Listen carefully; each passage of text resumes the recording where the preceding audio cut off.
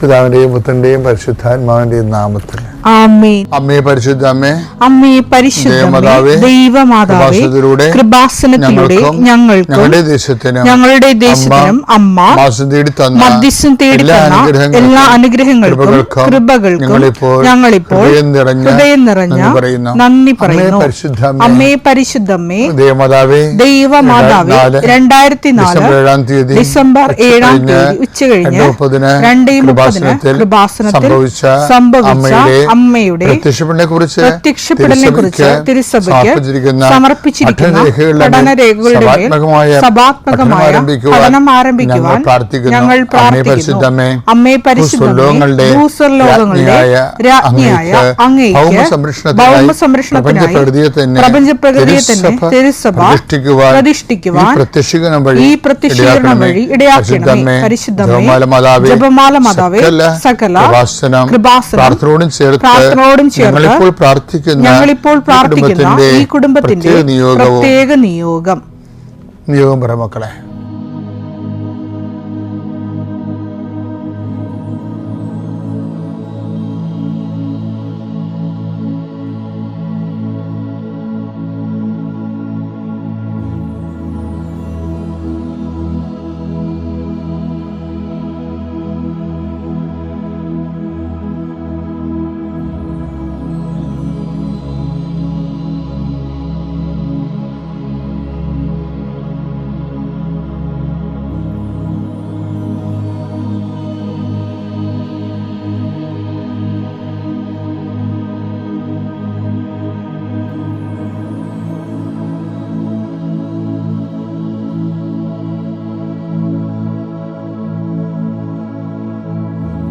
അമ്മയുടെ പ്രത്യക്ഷീകരണത്തിന്റെ ഈ അനുഗ്രഹവേളയിൽ ഞങ്ങൾക്ക് സാധിച്ചു തരുവാൻ കനിയണമേ.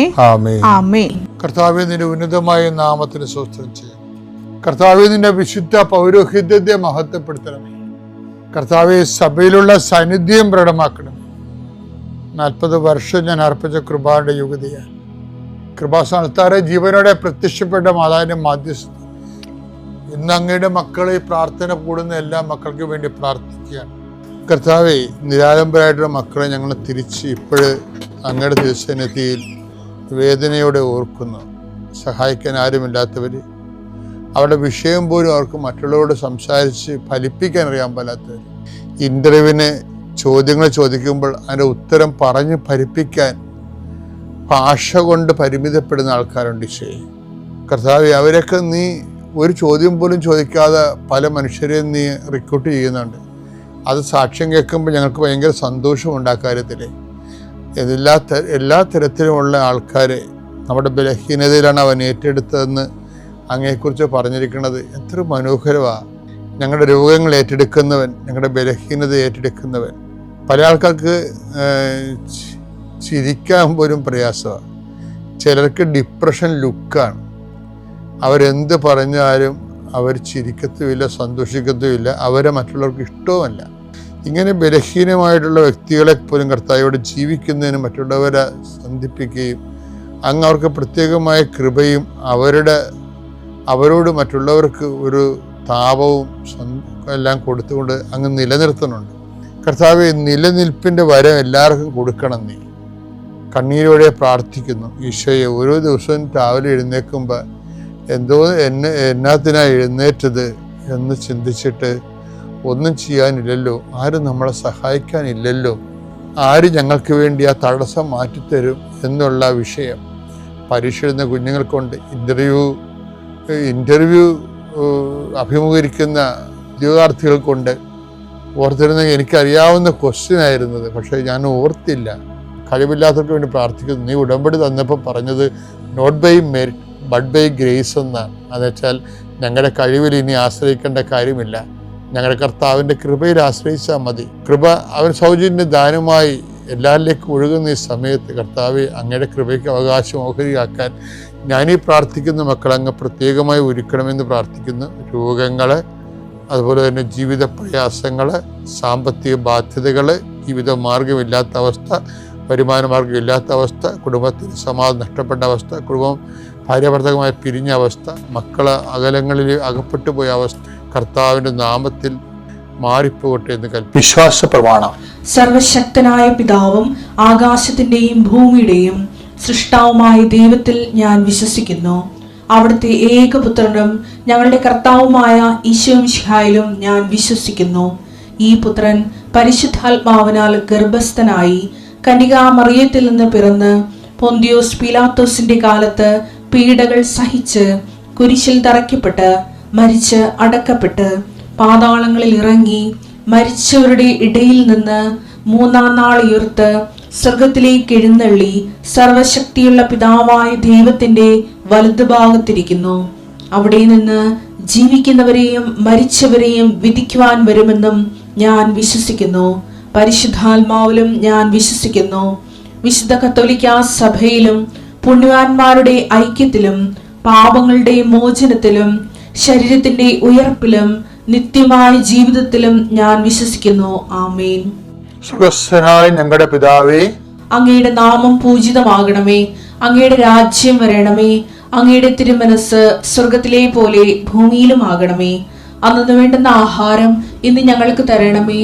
ഞങ്ങളോട് തെറ്റ് ചെയ്യുന്നവരോട് ഞങ്ങൾ ക്ഷമിക്കുന്നത് പോലെ ഞങ്ങളുടെ തെറ്റുകൾ ഞങ്ങളോടും ക്ഷമിക്കണമേ.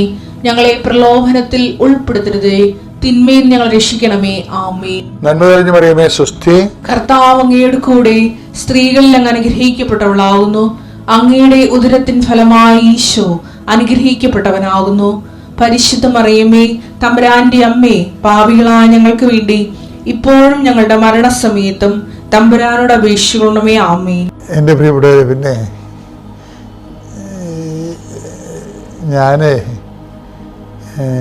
എൻ്റെ ജീവിത ചരിത്രമുണ്ട്. തെദ്യവ് എന്ന് പറയും. സ്വസ്ഥഗീതം എൻ്റെ അർത്ഥ പേര്. അത് 15 പറ്റി എഴുതി തീർത്തതാണ്. അതിൻ്റെ കോപ്പികളെല്ലാം ഇപ്പം തീരാനായി.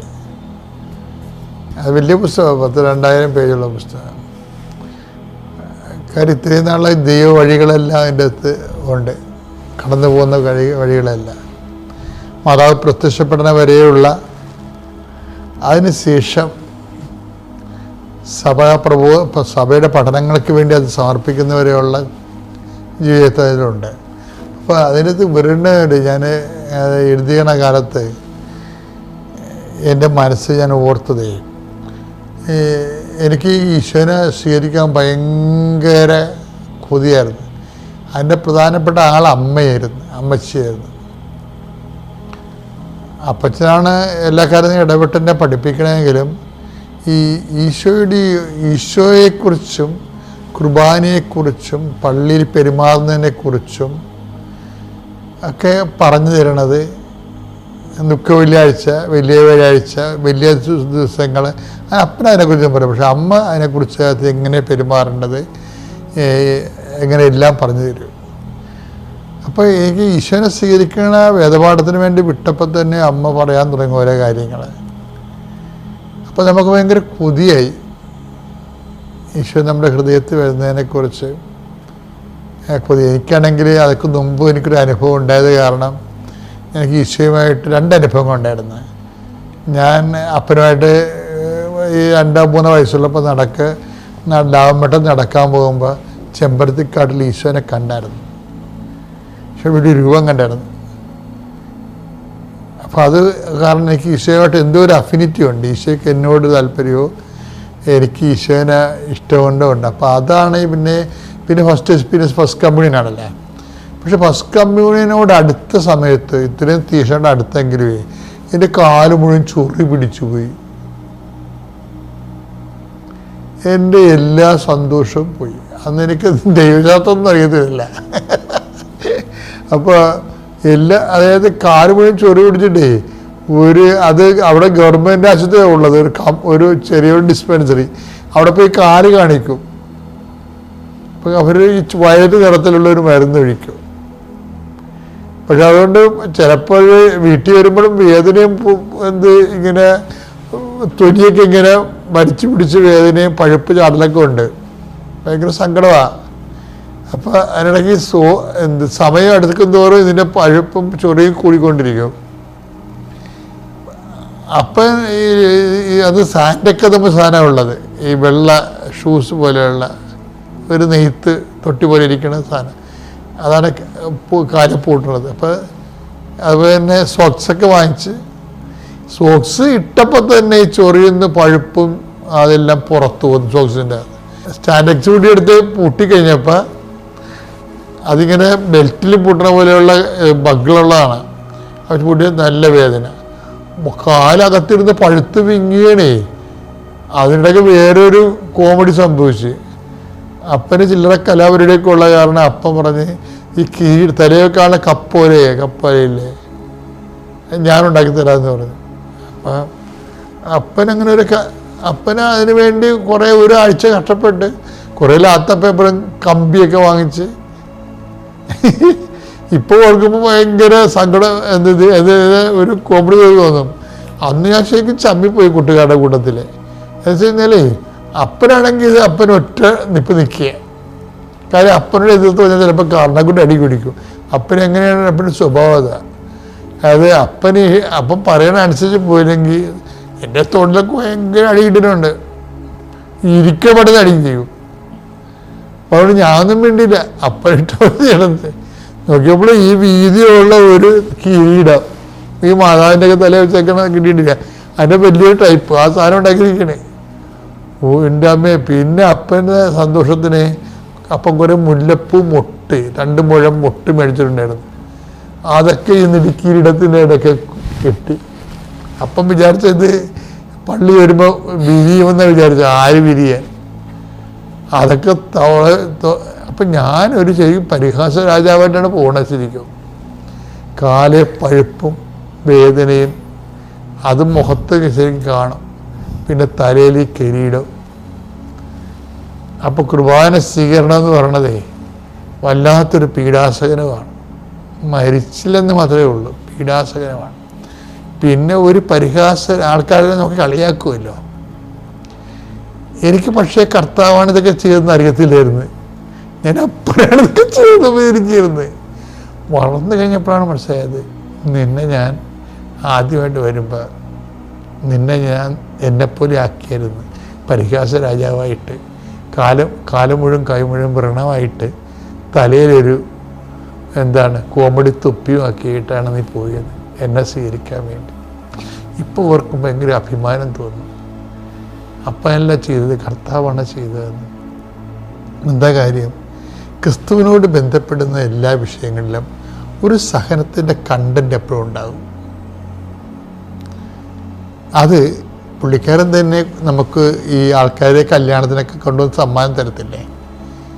കല്യാണത്തിനൊക്കെ കൊണ്ടുവന്ന് നമുക്കൊരു പൊതിയൊക്കെ തരുമല്ല, അതുപോലെ പുള്ളിക്കാരെ കൊണ്ടുവന്ന് തന്നതാണ്. ഇപ്പോഴാണ് ആ സമ്മാനം കിട്ടിയതായിട്ടൊക്കെ ഓർക്കുന്നത്. അന്ന് മുതൽ ഈശോയുമായൊരു ബന്ധമുണ്ട്. എൻ്റെ മക്കളെ, നമുക്കിത് സഹനമാണെങ്കിലും അത് കർത്താവിൻ്റെ കൂടെ സഹിക്കാൻ ഭയങ്കര അതാണ് പൗലോസൊക്കെ ഇത് അഭിനയിച്ച് ആഘോഷിച്ച ആൾക്കാരാണ്. അതാണ് ക്രിസ്തുവിൻ്റെ സഹനത്തിൻ്റെ പോരായ്മ. അതിൻ്റെ കൊളോസ്യസ് 1:24 നിങ്ങളെ പ്രതിയുള്ള പീഡകളിൽ ഞാൻ സന്തോഷിക്കുന്നു. ഞാൻ സന്തോഷിക്കുന്നു. സഭയാകുന്ന തന്റെ ശരീരത്തെ പ്രതി, ക്രിസ്തുവിനെ പ്രതിയുള്ള പീഡകളിൽ ഞാൻ സന്തോഷിക്കുന്നു. വേണം നമുക്ക് തിരിച്ചു വായിക്കാം. സഭയാകുന്ന തന്റെ ശരീരത്തെ പ്രതി ക്രിസ്തുവിന് സഹിക്കേണ്ടി വന്ന പീഡകളുടെ കുറവ് എന്റെ ശരീരത്തിൽ ഞാൻ നികത്തുന്നു. അതായത് ക്രിസ്തു നമ്മൾ ഓൺ ചെയ്ത് കഴിയുമ്പോൾ ക്രിസ്തു നമ്മുടെ ശരീരത്തിൽ കുറച്ച് കലാപരിപാടി നടത്തും. ദിസ് ഈസ് മൈ ബോഡി എന്ന് ക്രിസ്തു പറയണതാണ്. നമ്മൾ കുർബാനയ്ക്ക് എന്താ പറയണത്? ദിസ് ഈസ് മൈ ബോഡി എന്നല്ലേ, ഇത് എൻ്റെ ശരീരമാകുന്നു എന്നാണ്. ക്രിസ്തു തിരിച്ചും പറയുന്നുണ്ട്. നമുക്കൊരു സകലം തന്നു കഴിയുമ്പോൾ ക്രിസ്തു പറയും ദിസ് ഈസ് മൈ ബോഡി എന്ന്. അപ്പോൾ നമ്മൾ കുർബാനയായി. പക്ഷെ ക്രിസ്തുവിന്റെ നാമത്തിൽ എടുക്കണം, സന്തോഷമായിരിക്കണം സകലങ്ങളിൽ. പിതാവിൻ്റെയും പുത്രൻ്റെയും പരിശുദ്ധാത്മാവിൻ്റെയും നാമത്തിൽ. ഒരു വലിയ പ്രാവ് പോലെ മദ്ബഹ തൊട്ട് പള്ളി മുഴുവൻ നിറഞ്ഞു നിൽക്കും. ഞാനോർത്ത് ഇത് എന്തുമായി എനിക്ക് മനസ്സിലാകുന്നില്ലല്ലോ. ചിറകിലൊക്കെ നല്ല രത്നക്കല്ലുകൾ പോലെ. അത് കഴിഞ്ഞ് ഞാൻ പെട്ടെന്ന് എൻ്റെ ഈ വചനം ഓർമ്മ വന്ന്, ഒരു അഭിഷിക്ത കെരൂബിനെ നിനക്ക് ഞാൻ കാവൽ നിർത്തി, നീ ദൈവ തിരുസന്നിധിയിലായിരുന്നു, തീ പോലെ തിളങ്ങുന്ന രത്നങ്ങളുടെ നടുവിലായിരുന്നുവെന്ന്. അതെ, അതിനെ കെരൂബുകളെക്കുറിച്ച് പറയുന്നു. നമ്മുടെ കൃപാസനം കെരൂബുകളുടെ ചിത്രം തന്നെയാണല്ലോ അതിൻ്റെ പ്രതീകം. ഈ വാഗ്ദാന പേടകത്തിൽ കെരൂബുകളുടെ ചിറകുകളാണല്ലോ. അതൊക്കെ എനിക്ക് പിന്നീടാണ് മാതാവിൻ്റെ സാന്നിധ്യമാണല്ലോ എന്നെനിക്ക് മനസ്സിലാക്കാൻ സാധിച്ചത്. ഞാൻ ചെയ്യുന്ന കാരുണ്യ പ്രവർത്തികൾ ഗവൺമെൻറ് ഹോസ്പിറ്റലിലൊക്കെ പോയി രോഗികളെ സന്ദർശിച്ച് പത്രം വിതരണം ചെയ്യാറുണ്ട്. അതുപോലെ തന്നെ പൊതിച്ചോറുകൾ നൽകാറുണ്ട്. അവധി ദിവസങ്ങളിലൊക്കെ 5-6 പൊതിയും കെട്ടി ഞാൻ റോഡിലോട്ട് ഇറങ്ങി അവിടെ കാണുന്ന പാവപ്പെട്ട ആൾക്കാർക്ക് ഞാൻ വിതരണം ചെയ്യുന്നു. പിന്നെ പ്രേക്ഷിത പ്രവർത്തനം, എൻ്റെ പത്രങ്ങൾ പ്രാർത്ഥിച്ചുകൊണ്ട് തന്നെ, ഞാനൊരു അധ്യാപിക ആയതുകൊണ്ട് എൻ്റെ സ്കൂളിലുള്ള കുഞ്ഞുങ്ങൾക്കും അല്ലാത്തവർക്കും പുറത്തുള്ളവർക്കുമൊക്കെയാണ് ഞാൻ കൊടുക്കുന്നത്. കൂടുതലുമായി എൻ്റെ കാരുണ്യ പ്രവർത്തികളും പ്രേക്ഷിത പ്രവർത്തനം എൻ്റെ വിദ്യാലയത്തോട് ചേർന്നും എൻ്റെ കുട്ടികളുടെ ഭവനങ്ങളിലേക്കുമാണ് ഞാൻ എത്തിക്കാറുള്ളത്. അങ്ങനെ ഈശോയോടും തിരുക്കുമാരനോടും ഒത്തിരി നന്ദി പറഞ്ഞുകൊണ്ട് എൻ്റെ ഈ ലളിത സാക്ഷ്യം ഞാനിവിടെ നിർത്തുകയാണ്. അമ്മയ്ക്കും തിരുക്കുമാരനും കോടാനുകോടി നന്ദി പറഞ്ഞുകൊള്ളുന്നു. പരിശുദ്ധ അമ്മയ്ക്കും തിരുക്കുമാരനും 1000 നന്ദി. റോമ 10:9 യേശു കർത്താവാണെന്ന് അതിരുകൊണ്ട് ഏറ്റുപറയും, ദൈവം അവനെ മരിച്ചവരെ ഉയർപ്പിച്ചു എന്ന് ഹൃദയത്തിൽ വിശ്വസിച്ച നീ രക്ഷപ്രാപിക്കും. ഞാൻ എൻ്റെ മോൾക്ക് വേണ്ടിയാണ് ഈ സാക്ഷ്യം പറയുന്നത്. എൻ്റെ പേര് ലീലാമ്മ. ഞാൻ ചങ്ങനാശ്ശേരിയിൽ നിന്ന് വരുന്നു. എൻ്റെ മോളൊരു BSc നേഴ്സാണ്. 3 പ്രാവശ്യം OET എഴുതി പാസ്സായില്ല. അന്നേരം അവളെ കെട്ടിച്ച് ഒരു കൊച്ചുണ്ട്. അവൾ പറഞ്ഞു, അമ്മ പോയി കൃപാസനത്തിൽ പോയി ഉടമ്പടി എടുക്കണമെന്ന്. ഞാൻ 2021 ഡിസംബർ 2-ാം തീയതി ഉടമ്പടി ഇവിടെ വന്ന് എടുത്തു 3 മാസം കഴിഞ്ഞ് വന്ന് പുതുക്കിയിട്ട് ഞാൻ മോളോട് പറഞ്ഞു, ഇനി ഒരു ഡേറ്റ് നീ എടുത്തിട്ട് ഞാൻ പ്രാർത്ഥിച്ചിട്ടുണ്ട്, ഉടമ്പടിയിലാണ് നീ ജയിക്കും. അപ്പം 4-ാം പ്രാവശ്യം പിന്നെയും OET എഴുതാൻ അവൾ ഡേറ്റ് എടുത്തു. കുഞ്ഞിനെ കൊണ്ടാണ് പഠിക്കുകയൊക്കെ ചെയ്യുന്നു, എന്നാലും വിഷമം. എന്നാൽ സാരമില്ല, നീ പാസ്സാകുമെന്ന് പറഞ്ഞു. അങ്ങനെ ഞാൻ ഉടമ്പടിയിലിരിക്കുകയും ചെയ്തു. അവളും 4-ാം പ്രാവശ്യം പുതുക്കി കഴിഞ്ഞ് OETക്ക് പോയി ഡേറ്റ് എടുത്തു. OET എഴുതി നല്ല സ്ക്വയറോടെ ന്യൂസിലാൻഡിന് പോകാനുള്ള എല്ലാ സംഗതികളും ശരിയായി. പേപ്പറുകളെല്ലാം അയച്ചു. ഉടനെ തന്നെ ജനുവരി 31 വിസ വന്നു. ഫെബ്രുവരി 8 ടിക്കറ്റ് ചെയ്തു. മാർച്ച് 8-ാം തീയതി ന്യൂസിലാൻഡിന് പോവുകയും ചെയ്തു. തടസ്സങ്ങളെല്ലാം മാറി പിടിയിന്ന് തന്നെ 5 മാസമായപ്പം പിടിയിന്ന് പോകാനെത്തു.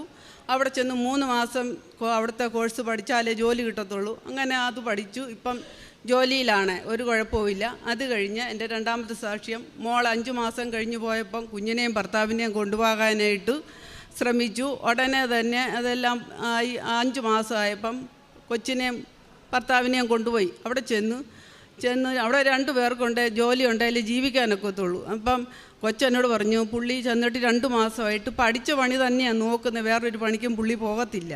അപ്പം പുള്ളി ഒരു എൻജിനീയറാണ്. ഇവിടെ നല്ല ഒരുമാതിരി ശമ്പളം ഉണ്ടായിരുന്ന, എന്നാലും മോള് പോയതുകൊണ്ട് മോനെയും കൊണ്ടുപോയി.